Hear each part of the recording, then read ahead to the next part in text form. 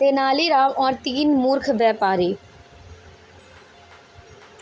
विजयनगर राज्य की गलियों में हल्की धूप उतर रही थी। बाजार में भीड़ थी, बैलगाड़ियां आ जा रही थी। व्यापारी अपनी दुकानों पर बैठे ग्राहकों को बुला रहे थे। सुगंधित मसालों की खुशबू, सुनारों के गहनों की चमक और मिठाइयों की मिठास, सब कुछ बेहद जीवंत था। इन्हीं गलियों में तीन व्यापारी, सेठ हलदर, लाला नंदराम और जगन शाह अपनी अपनी दुकानें चलाते थे। तीनों ही काफ़ी पैसे वाले थे, लेकिन एक बात सामान्य थी, तीनों खुद को अत्यंत बुद्धिमान समझते थे, जबकि हकीकत में वे बेहद मूर्ख थे। एक दिन ये तीनों आपस में चर्चा कर रहे थे। हलधर सेठ ने कहा, मैंने तो राजा को सबसे बढ़िया घोड़ा बेच दिया था, उन्होंने मुझे 10 स्वर्ण मुद्राएं दी थी। लाला नंदराम बोला, अरे वो क्या है, मैंने तो 5 बोरी गेहूं को ऐसे चमत्कारी बताया कि ग्राहक ने मुझे 2 सोने की ईंटें दे दी। जगन शाह ने मुस्कुराते हुए कहा, मैंने एक टूटा हुआ लोटा संतों के चमत्कारी बर्तन कहकर बेच डाला, मुझे 5 मोती मिले। तीनों हंसने लगे, अपनी चालाकी पर, अपनी बुद्धिमत्ता पर। लेकिन तभी पास ही खड़े तेनालीराम ने सब सुन लिया। तेनालीराम मन ही मन मुस्कुराया।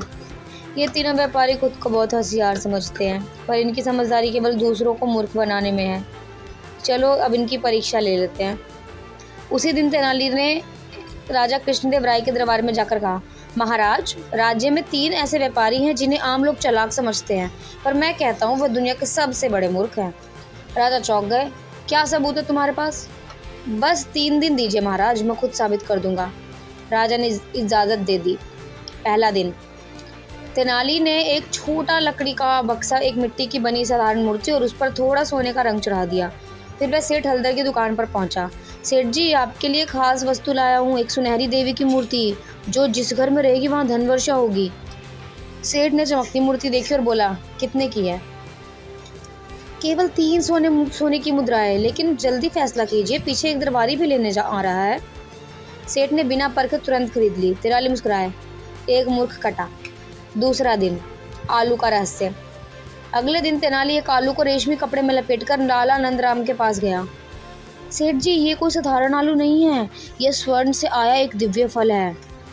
अगर आप इसे जमीन में गाड़ दें तो 7 दिन में सोने की बेल उगेगी। नंदराम हंसा।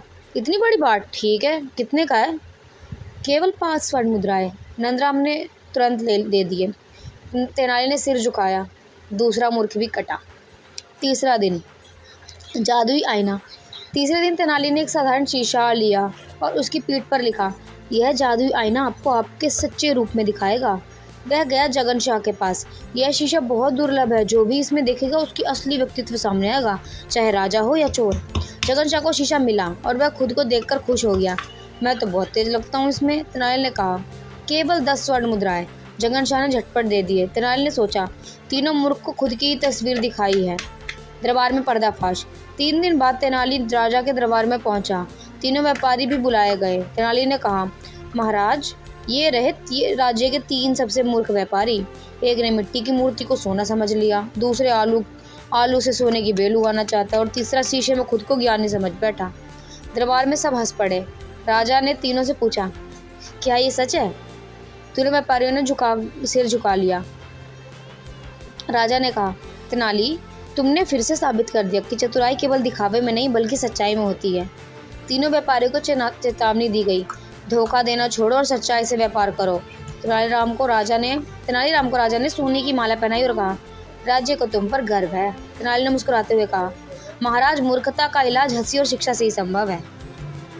अगर आपको ये कहानी अच्छी लगी हो तो हमारे चैनल को लाइक, सब्सक्राइब एंड शेयर करें। Thank you so much.